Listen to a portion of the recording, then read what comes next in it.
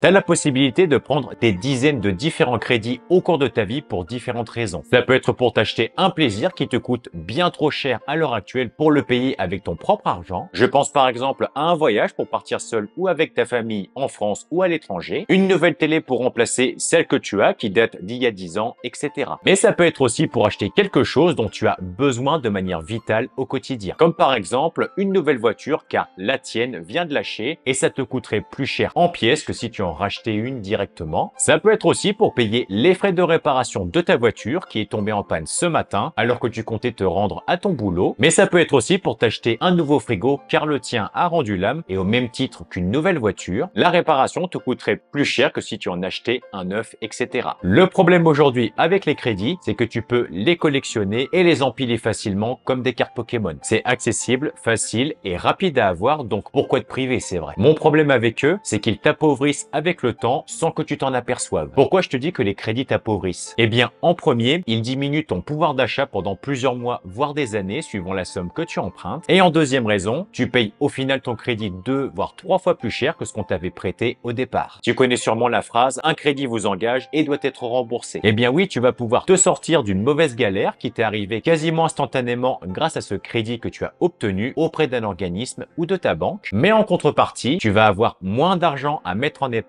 dans le mois ou pour tes projets que tu aimerais financer, ou alors dans tes plaisirs du mois une fois que toutes tes factures sont payées évidemment. La raison pour laquelle les crédits conso sont si faciles à obtenir, hormis le crédit immobilier, mais j'y reviendrai un peu plus tard dans cette vidéo, c'est parce qu'on te demande beaucoup moins de garanties que pour un crédit immobilier sur 25 ou 30 ans. D'ailleurs, ta banque et les organismes de crédit te proposent souvent avec des publicités de te donner un petit coup de pouce entre guillemets pour t'aider à acheter les cadeaux pour tes proches, pour t'aider avec la rentrée scolaire et les fournitures à acheter pour tes enfants, pour t'aider à acheter un nouvel ordinateur portable si tu es étudiant pour prendre tes cours, etc. Le problème de ces crédits, c'est qu'ils te coûtent bien plus cher à rembourser et ça, c'est pas écrit en grosses lettres ou dit clairement dans la publicité. Tu peux monter à 10 voire 20% d'intérêt à rembourser en plus de la somme qu'on t'a prêtée. Ce qui au final, oui, t'aura aidé sur le coup pour t'en sortir, mais en contrepartie, tu vas perdre pas mal d'argent à cause de ce crédit, alors que tu aurais peut-être pu économiser la somme qu'il te fallait sur plusieurs mois, voire des années. Je vais maintenant te donner les seuls crédits que tu peux prendre au cours de ta vie et pas un de plus. En premier, et celui-ci c'est vraiment un indispensable, tu peux pas passer à côté, c'est le crédit immobilier. Alors si tu me suis depuis des années, tu sais que je suis un adepte de l'économie, mais là, réussir à sortir 100 000 € ou plus de ta poche, c'est franchement impossible, sauf si tu gagnes 10 000 € par mois ou que tu gagnes le loto évidemment, mais là c'est un autre sujet. Toi qui regardes ma vidéo, j'imagine que réunir cette somme est impossible pour toi. Donc le crédit immobilier reste pour moi un indispensable que tu peux prendre dans ta vie pour acheter ta résidence principale ou alors si tu comptes investir et faire de la location pour devenir rentier. Si tu envisages l'une de ces deux possibilités, tu peux prendre un crédit immobilier. Pour les deux crédits suivants qui arrivent, je vais mettre des gros guillemets car c'est possible de ne pas prendre de crédit pour ça, mais ça va te demander beaucoup de discipline et de la patience pour y arriver. Si tu aimes cette vidéo ou que tu la trouves intéressante, n'oublie pas de la liker et la partager à ton entourage. Ce geste simple pour toi permettra à ma chaîne YouTube de se faire découvrir par plus de monde, donc merci d'avance pour ton soutien. Le deuxième crédit que tu peux prendre au cours de ta vie, c'est un crédit pour t'acheter ta voiture. Alors pourquoi je mets un gros guillemet pour celui-là? Eh bien, comme je te disais, il est tout à fait possible que tu prennes pas de crédit pour t'acheter ta voiture, mais ça dépend de beaucoup de choses. À combien tu veux acheter ta voiture? Est-ce que tu as une épargne ou non de côté pour l'acheter cash entièrement ou partiellement? Combien tu as en capacité d'épargne une fois que toutes tes factures sont payées et tes budgets plaisirs préparés? Est-ce que tu as besoin de cette nouvelle voiture immédiatement, dans quelques mois ou dans plusieurs années? Comme tu vois, je peux pas te dire si oui ou non dans ta situation, tu peux prendre ce crédit conso pour payer cette voiture. Je vais quand même essayer de te donner mon avis personnel rapidement et de manière simple, sans rentrer dans les détails en fonction des situations. Si tu as de l'épargne de côté, que tu décides de l'utiliser et qu'après avoir acheté ta voiture, il te reste de l'argent dans cette épargne, je te recommande d'utiliser ton épargne pour t'acheter ta voiture entièrement. Dans ce cas-là, il est plus intéressant pour toi d'utiliser ton propre argent pour acheter ta voiture, car tu paieras aucun intérêt dessus. Donc, si tu achètes ta voiture 2000 € cash avec ton argent, tu la paieras vraiment 2000 € et pas un centime de plus, contrairement à si tu avais pris un crédit. Si tu n'as pas suffisamment d'épargne pour acheter intégralement ta voiture avec et que tu en as besoin maintenant, car ça peut pas attendre, je te recommande d'utiliser une partie seulement de ton épargne pour l'acheter et l'autre partie en crédit conso, ou alors encore mieux si un de tes proches te prête l'argent qu'il te manque. Si un proche te prête l'argent, c'est encore mieux car tu rembourseras ce crédit de manière classique à la personne, mais par contre tu n'auras pas les intérêts à rembourser en plus et ça c'est génial. C'est comme ça que j'ai payé ma voiture actuelle. J'ai mis 80% du montant avec mon propre argent et le reste ce sont mes parents qui m'ont donné l'argent. Ou bien sûr j'ai remboursé l'argent en 2 ans sans problème. Dans cette situation, je te recommande de garder une partie de ton épargne de côté en cas de pépin dans ta vie, on sait jamais, et de prendre un crédit conso pour le reste. Si tu as pas d'épargne de côté, mais que tu peux attendre pendant plusieurs mois, voire des années, je te conseille d'attendre et d'économiser un maximum pour t'acheter ta voiture. Et c'est toujours d'anticiper un maximum tes achats futurs, plusieurs mois, voire des années avant, pour t'éviter de prendre un crédit pour te payer quelque chose et d'utiliser à la place ton propre argent qui lui te fera pas payer des intérêts. Si tu veux éviter justement d'avoir à prendre un ou des crédits conso pour t'acheter des choses indispensables ou purement plaisir, je te conseille de bien épargner tous les mois et de préparer tes budgets pour garder un œil précis sur les dépenses. Je t'invite à cliquer sur le premier lien en description de cette vidéo pour télécharger ton kit de démarrage offert. Tu trouveras à l'intérieur un tableau Excel automatique qui te donnera en plus ton épargne de précaution minimum à mettre de côté pour le mois et un kakebo si tu préfères le faire à la main. Le troisième crédit que tu peux prendre au cours de ta vie, et celui-ci aussi je mets entre gros guillemets car c'est possible de ne pas prendre de crédit du tout, c'est le ou les prêts étudiants pour payer tes études. Je le mets en gros guillemets car là évidemment ça demanderait un coaching particulier pour savoir si tu utilises ton propre argent ou un prêt étudiant. Comme pour la voiture, il y a beaucoup de facteurs qui rentrent en compte et dont je peux pas te répondre de manière précise sans avoir discuté avec toi de ta situation financière. Combien coûteront tes études au total? Est-ce que tu dois payer 8 000 € ou plus pour chaque année d'études? Est-ce que tes parents ont déjà préparé une somme de côté pour tes études ou pas? Car oui, dans la majorité des cas, tu as pas encore de revenus et ce sont tes parents qui payent tes études. Je peux pas te dire si oui ou non tu peux prendre un prêt étudiant pour tes études ou pas. J'ai déjà connu des personnes qui ont pu payer une partie de leurs études, voire la totalité, car leurs parents avaient anticipé et mis une somme en épargne dans une assurance vie dès leur naissance chaque mois. Mais bien sûr, tous les parents ne sont pas aussi prévoyants ou n'y pensent pas, ce qui en soi est pas de leur faute non plus. Donc si tes parents ont mis une somme de côté spécialement pour tes études, évidemment, utilise-la sans hésiter plutôt que de prendre un crédit conso. Si tes parents ou toi-même a mis une somme de côté pour payer tes études en partie, utilise cette somme complète encore une fois et l'autre partie avec un crédit conso ou prêt étudiant comme tout à l'heure, en demandant à un de tes proches de te prêter l'argent qu'il te manque avec une petite reconnaissance de dette histoire de le rassurer. Encore une fois, garde en tête que moins tu utilises des crédits conso ou prêts étudiants, hormis les trois que je viens de te dire à l'instant, plus tu conserveras ton pouvoir d'achat pour tes plaisirs ou pour financer tes projets. Anticipe au maximum sur plusieurs mois voire plusieurs années les grosses comme les petites dépenses que tu comptes dépenser pour protéger ton pouvoir d'achat plutôt que d'enrichir les banques et les organismes de crédit et te pénaliser pendant plusieurs mois voire des années. Pour réussir à faire ça, car c'est un exploit aujourd'hui car on veut tout de suite, il est indispensable pour toi de faire un budget complet comme je l'ai fait depuis mes 18 ans et qui m'a permis d'obtenir les résultats que j'ai aujourd'hui sans avoir pris de crédit conso. Je t'invite à cliquer sur cette vidéo où je vais t'expliquer étape par étape et de manière ultra précise comment faire un budget complet comme si j'étais juste à côté de toi grâce au tableau Excel que je t'offre dans ton kit de démarrage gratuitement.